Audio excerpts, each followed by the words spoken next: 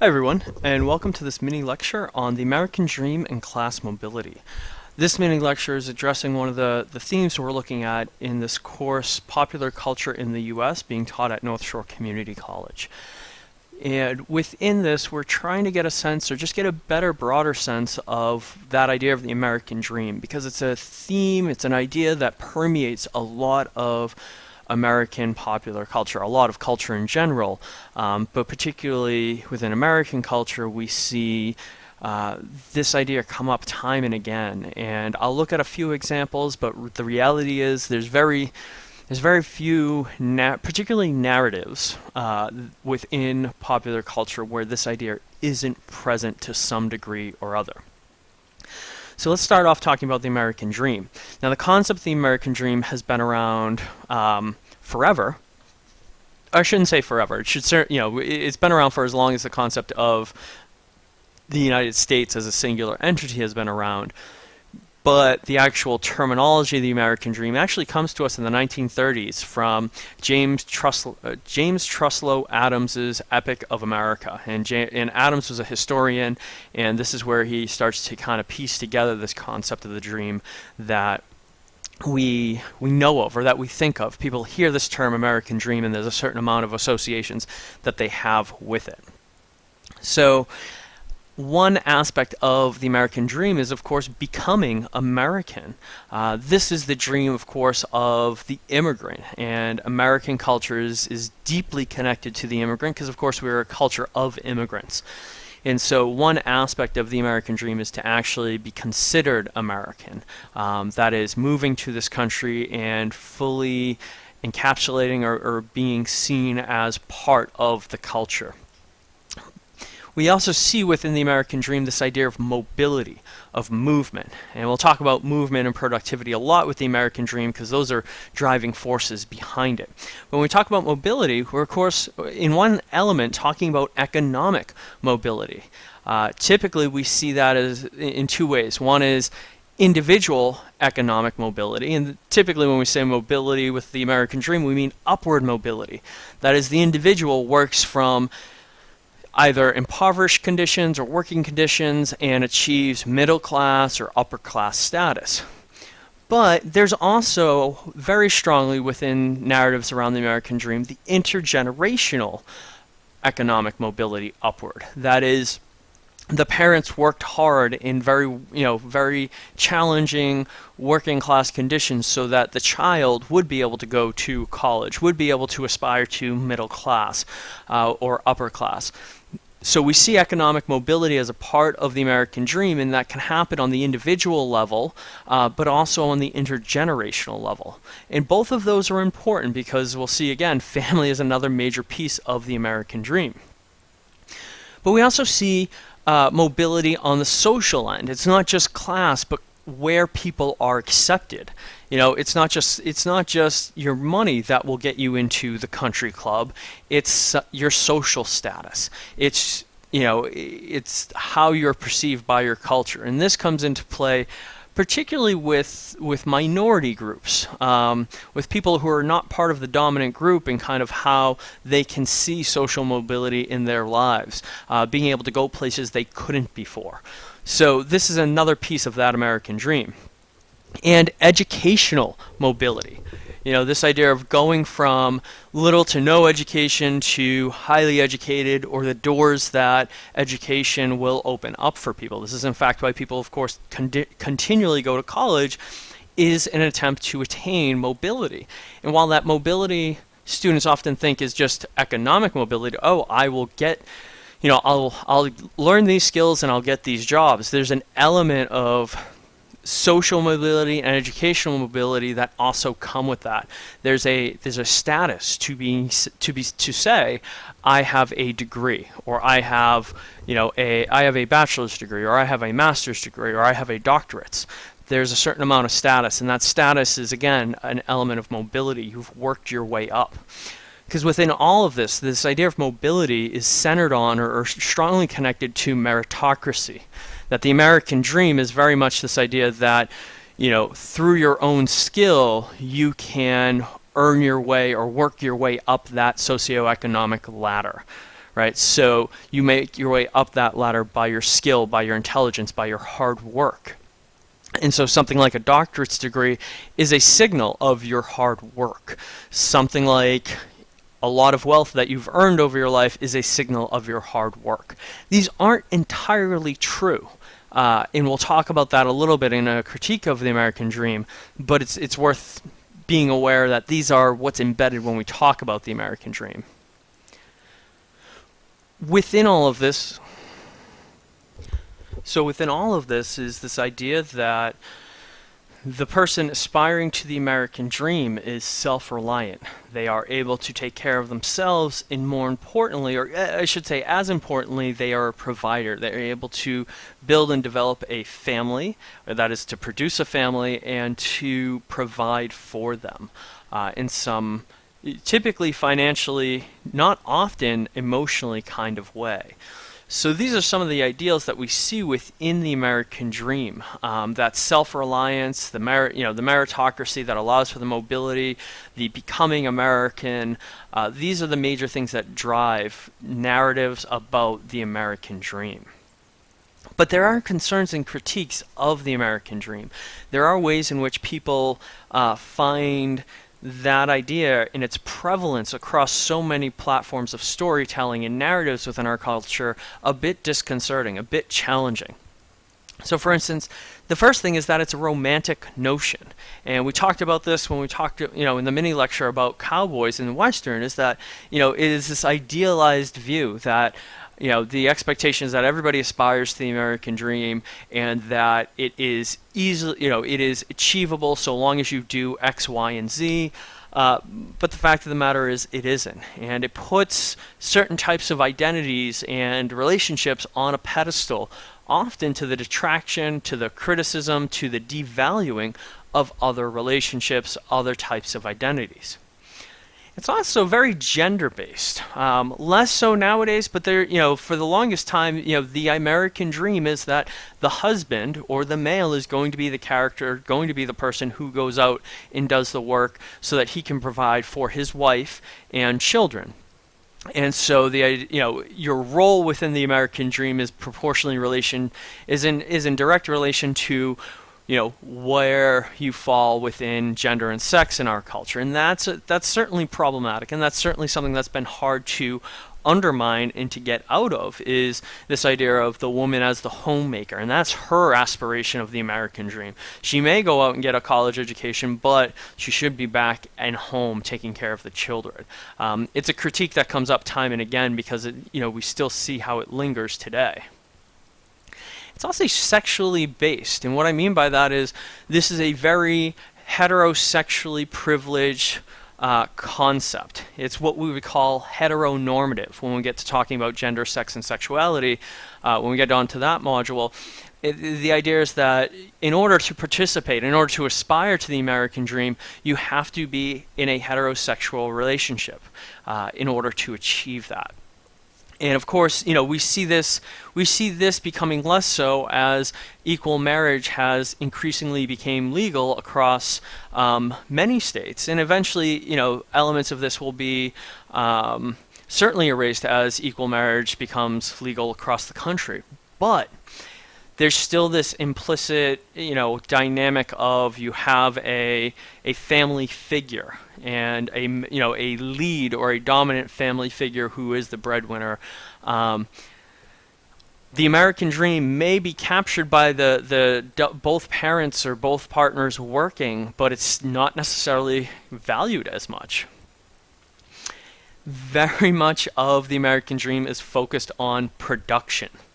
And what I mean by this is it finds its roots in the Puritan ethic of always working and not wasting one's time. And so the American dream is about being productive at work, as well as being productive at home. And what we mean by that is reproducing. Right? There is this implicit for you to attain, or for it to be considered American dream, there has to be children. There has to be your 2.5 kids. There does have to be some means of reproducing or production involved. And that certainly is something that people critique a lot, because if if you are expected to have children, is that really a choice? Yes, there's the evolutionary element to this, but there's an increasing large criticism about the demand or the expectation of reproduction. If you think about couples, as soon as they are married, the first question they're asked by everybody is, are you having children? And implicit in that is, are you doing what you're supposed to? So there is this critique about the American dream really pushing reproduction without necessarily thinking. And there's also an element within the American dream that decreases empathy. And what it is the stories of the American dream promote this idea of the meritocracy, that if you work hard enough, you can achieve your dreams, you can achieve wealth, you can achieve progress, you can achieve all of these things. So that promotes this idea of a just world. You work hard, you get your rewards. And therefore, people that don't achieve success are blamed. They did not work hard enough. They are lazy. They are stupid. So the American dream is nice in that it can push people, but those people that succeed, there's a higher tendency for them to look at those that didn't and say, it's your own fault. You failed. You're a failure. And that's a really big critique of the American dream, because it destroys empathy. It destroys our ability to understand, the paths or the numerous paths that each of us are exposed to. They're not all the same path, and that if one person is successful, that doesn't mean everybody else can be successful. The economic system of capitalism clearly indicates that not everybody is going to be successful, and that it wouldn't be sustainable if everybody was. So, this is a significant concern about or critique of the American dream. All right, so let's take a look at a couple examples of the American dream from popular culture. The cornerstone of many of our stories around the American dream comes from Horatio Alger in his stories, particularly or most popularly Ragged Dick. And his stories are the quintessential rags to riches, where you find a boy, or typically a boy, there's sometimes girls, but usually it's a boy who is in some kind of tough financial situation, and through gumption, hard work, and a little bit of luck, makes his way from his poorer conditions into richer conditions. And he writes lots and lots of these dime novels that become popular throughout the 1800s and 1900s, and still are sometimes read today. Norman Rockwell is an artist who people may or may not be familiar with. He painted a lot of pictures, or he did a lot of covers for the Saturday Evening Post, and many would consider his pictures very idyllic or capturing this idea of Americana, and in particularly the American dream. Idyllic childhood, this idea of the family, this idea of people building up and believing in their ability to become better.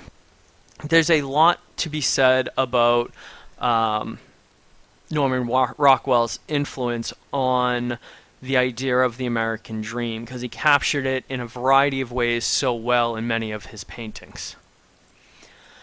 The game of life, and certainly I would say a modern rendering, Sims. These are two games that value the American dream, and that you're supposed to work your way through in order to, aspire your house and your kids and your car and, your white picket fence and all of that. And that this is a game that, of course, trumpets and really values the American dream. People participating in it, that's the goal. In The Sims, the goal is, of course, to be productive, is to maintain your home, is to develop a family, and things like that.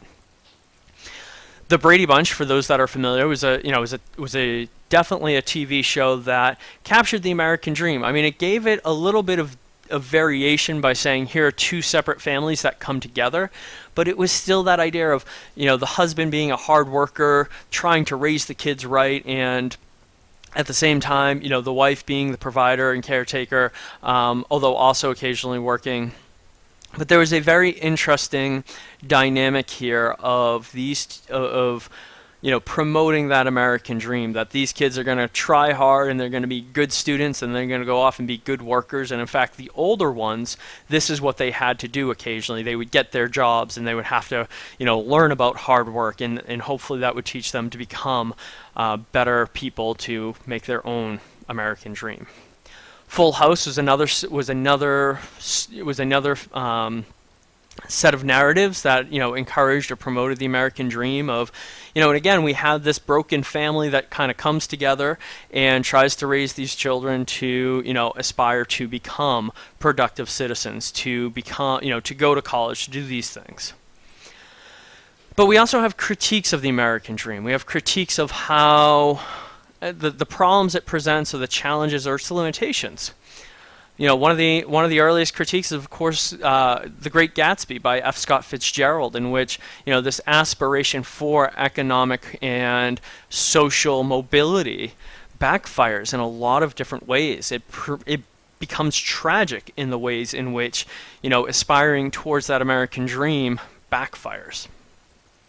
Death of a Salesman is another one in which you have the characters, this view that the American dream is attainable just through hard work, and we see through the story, of course, the family falls apart. We see that the dream isn't attained, that they are largely practically in poverty by the end of the story.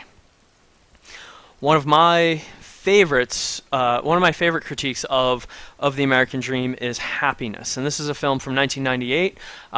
It's a very intense film in a lot of ways, but it really does disrupt this idea of what it means to aspire to happiness, or particularly the American dream, which is America or U.S. culture's icon of happiness. Breaking Bad is another great example of the American dream gone wrong, or the critique of the American dream.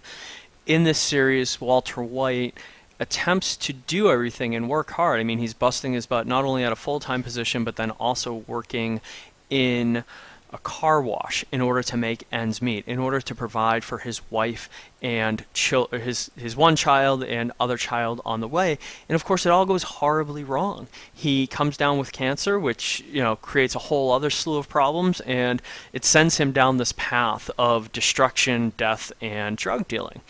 So it's a fascinating critique of the American dream and the limitations and the problems that it presents to a modern population. So just very quickly, one way of trying to figure out if a narrative or if something is really encouraging or discouraging, or encouraging or critiquing the idea of the American dream, is, does the narrative by its end reaffirm American identity, family, or meritocracy? If it does, then it's probably a narrative that really promotes or captures the American dream. Or does, by the narrative's end, challenge or raise questions and concerns about American identity, family, or meritocracy? When you find that, then you're looking at something that's critiquing the American dream. And what you often find is that number one comes out in a lot of popular narratives. You see this in the majority of films, you see this in the majority of novels, the majority of sitcoms and TV shows. But number two, you don't see as much, but it's usually what garners people's attention. It's usually what garners a bit more awards. Not entirely surprising, because there's an element of this represents more elite culture than those that just straightforwardly promote the American dream. But you do not see number two as much, but it's definitely out there, and it's surprising when it shows up for some people, because they don't always realize that that's what it's critiquing. All right, that's all for now. Thank you very much for watching, and see you in the next lecture.